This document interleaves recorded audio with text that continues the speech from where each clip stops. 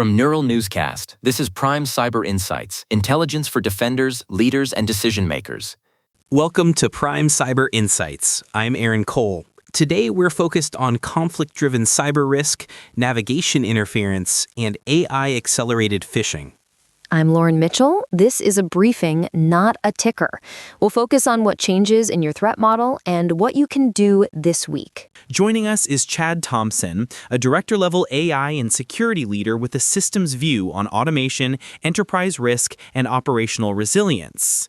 Chad, the Register reports Iranian hackers launching spying expeditions, digital probes, and DDoS after U.S. and Israel strikes. What's the practical read on that mix of activity? Operationally, it looks like a layered campaign. Collection and probing to map weaknesses, paired with disruption like DDoS to create noise and push defenders into reactive mode. The reporting also points to staging behavior. Tools prepared ahead of execution, which means some access or foothold attempts may have started earlier and are only now becoming visible. Chad, pressure test this.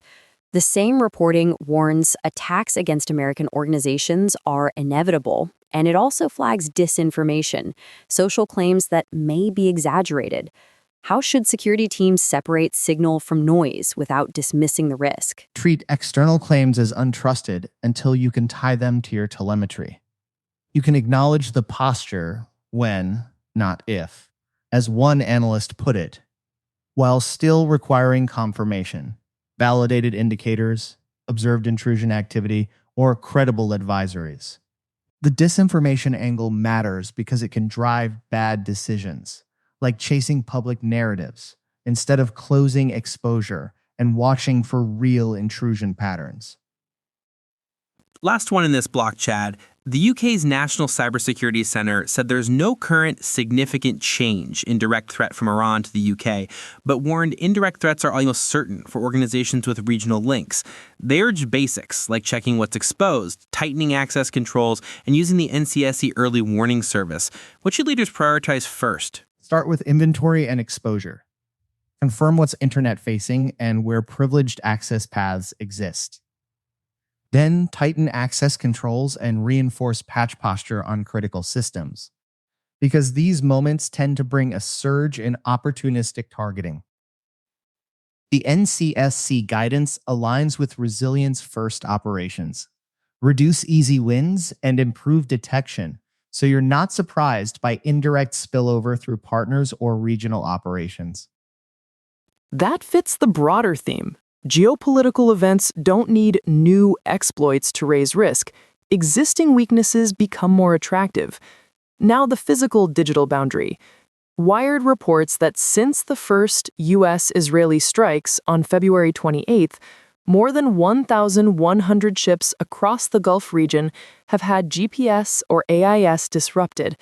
The Joint Maritime Information Center called the situation critical, warning physical and electronic attacks are almost certain. The practitioner point is that GNSS interference, jamming and spoofing, acts as a risk amplifier.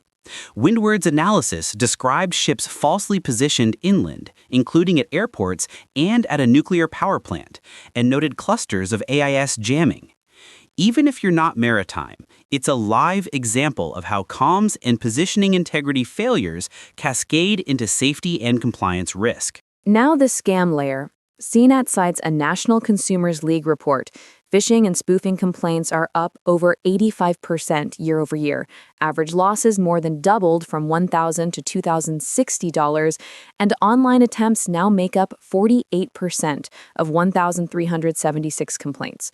The report also points to generative AI, enabling voice cloning, deepfakes, and more localized, personalized lure language.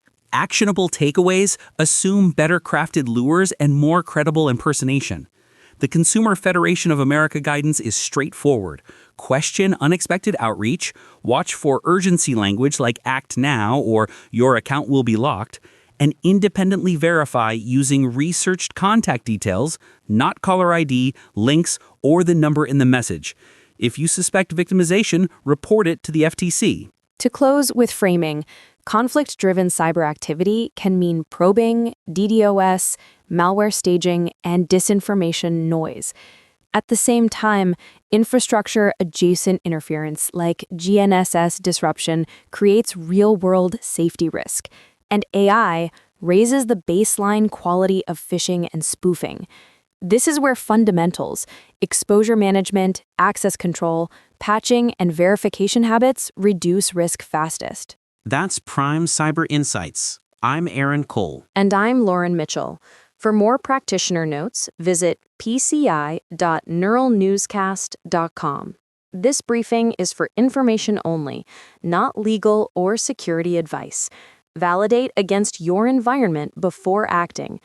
Neural Newscast is AI-assisted, human-reviewed.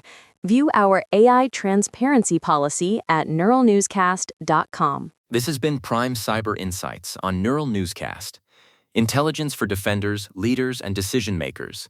Neural Newscast uses artificial intelligence in content creation, with human editorial review prior to publication. While we strive for factual, unbiased reporting, AI-assisted content may occasionally contain errors. Verify critical information with trusted sources. Learn more at neuralnewscast.com.